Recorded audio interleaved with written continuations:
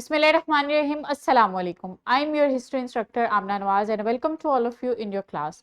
प्यारे बच्चों, आज हमने यूनिट नंबर 9 पढ़ना है। आज का जो हमारा बी लिफ्ट है वो 9.1 है। उम्मीद करती हूँ आप सबने ब्रिजिंग एक्टिविटी परफॉर्म कर ली होगी। That's good. Let's move towards और लर्निंग आउटकम। आज का जो हमारा लर्निंग आउटकम है उसमें हमने देखना है, ट्रेस करना है origin of first Mughal ruler Babur, और उसके अलावा हमने रीजंस देखनी है उसकी इन्वेजन इनटू सब कॉन्टिनेंट। और जो थर्ड पॉइंट है वो हमने देखना है फर्स्ट बैटल ऑफ पानीपत जो बाबर ने लड़ी थी फॉर द इन्वेजन इन सब continent. So let's move towards और फोकस। मुगल एम्पायर, जहीरुद्दीन मोहम्मद बाबर, उसका जो रूल था वो 1483 से 1530 तक का था और उसने मुगल एम्पायर का आगाज किया था। बाबर का जो बर्थ सिटी था वो फरगाना था, जो कि आज के दौर में अज़बकिस्तान कहलाता है।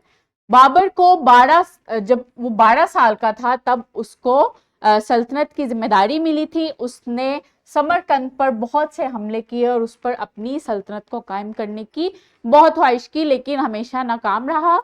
उसने काबुल पे 14 साल जो है वो हुकूमत की और उसके बाद उसने अपनी सल्तनत को आगे बढ़ाने की ख्वाहिश की टुवर्ड द ईस्टवर्ड। अब ईस्टवर्ड में जो उसकी रीजन थी, लाइक सब कॉन्टिनेंट में इन्वेजन की जो रीजन्स थी उसमें कुछ पुश फैक्टर्स थे और कुछ पुल फैक्टर्स थे। जो पुश फैक्टर्स थे वो क्या थे? एक तो उसको सिवियर फाइनेंशियल डिफिकल्टीज थी जो उसके 14 साल रूल में जो कि उसने काबुल में गुजारा।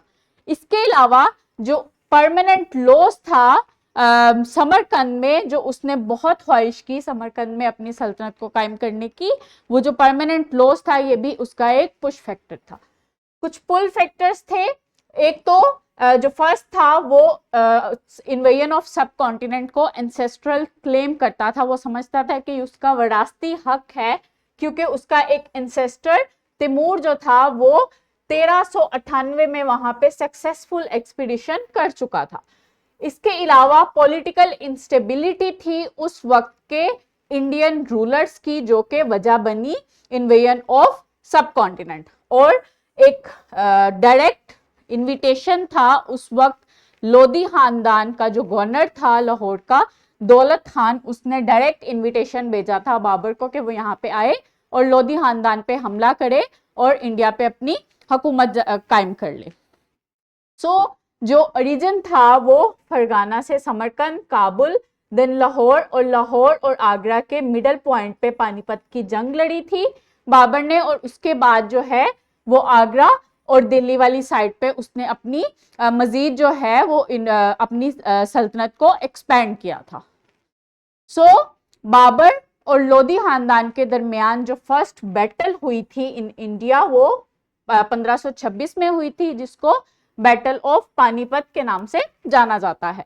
बाबर की जो फौज थी वो हाईली ट्रेंड थी लेकिन बहुत कम थी इब्राहिम लोदी के मुकाबले में। इब्राहिम लोदी जो था वो लोदी डायनेस्टी का उस वक्त का सुल्तान था। उसकी फौज जो थी वो बहुत मैसिव थी, लेकिन एक ड्रॉबैक था कि वो फौज जो आर्मी थी वो ट्रेडिशनल इंडियन आर्मी थी।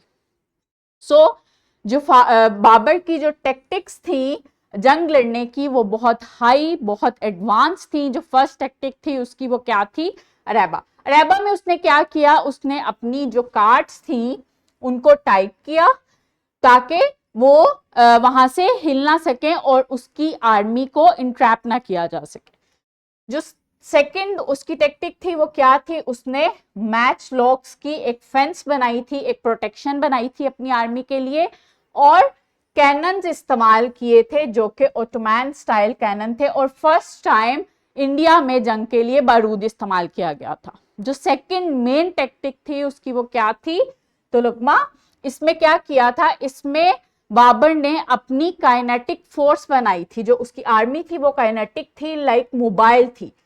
उसमें क्या किया था? उसने अपनी स्मॉलर फोर्स को 4 डिस्टिंक्ट फ्लैंकिंग यूनिट्स में डिवाइड किया था, जिसमें फॉरवर्ड लेफ्ट और रियर लेफ्ट, इसके अलावा जो है रियर लेफ्ट, फॉरवर्ड राइट और रियर राइट जो थे उसने ग्रुप्स डिवाइड किए थे, और ये मोबाइल फोर्स और इसके अलावा जो अरेबा का उसका टैक्टिक्स था, इसमें इन दोनों टैक्टिक्स ने उसको हेल्प आउट किया इस जंग को जीतने में। जो उस वक्त का सुल्तान था उसकी जो फौज थी वो हाथियों और ट्रेडिशनल आर्मी पर मुश्तमिल थी, तो उस वक्त बारूद का इस्तेमाल और काइनेटिक फोर्स की वजह से जो इब्राहिम लोदी की जो हाथी थे, जो हाथियों पर मुश्तमिल फोर्स थी, वो पैनिक कर गई और वापस मुड़ गई। और चूंकि उनको गन पाउडर और इतनी एडवांस वेपन्स का भी आइडिया नहीं था, सो उसकी फोर्स जो थी वो पैनिक कर गई, और ये बाबर के लिए एक बहुत गुड पॉइंट रहा और वो ये